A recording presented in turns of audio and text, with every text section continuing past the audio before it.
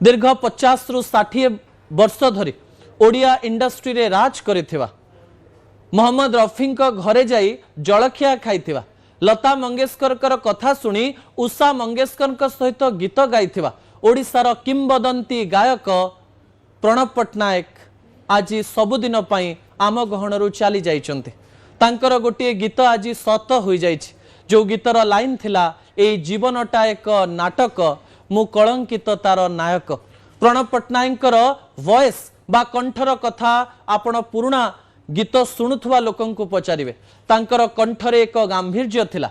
तांको कंठरे मोहम्मद रफींकर विरह थिला।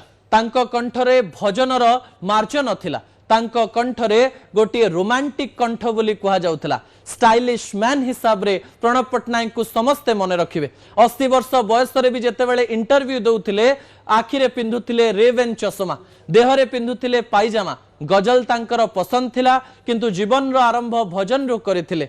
एई जीवनटा एक नाटक भली तांको जीवन रो नाटक शेष होई जाईछि। शेष श्रावण तांको परिचिति देइथिला किंतु श्रावणर शेष आसु आसु तांकर जीवन दीप लिभिगला। आज्ञा प्रणव पट्टनायक शेष पर्यंत एक्टिव थिला।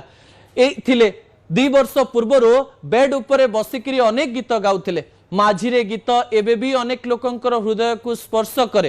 तांकर शह शह हजार हजार गीत एबे पर्यंत लोकमानंकु विभिन्न रसरे रंगायित करुछि एवं रसपूर्ण करुछि। न्यूज 18 ओडिया परिवार रो प्रणव पट्टनायक को श्रद्धांजलि देवा सहित तांको गीत जे अमर रहिबो से अनेक गीतरे लोकमानंक मनरे रहिबे ए प्रकार कथा सहित असल कथा को इठी रखुछि।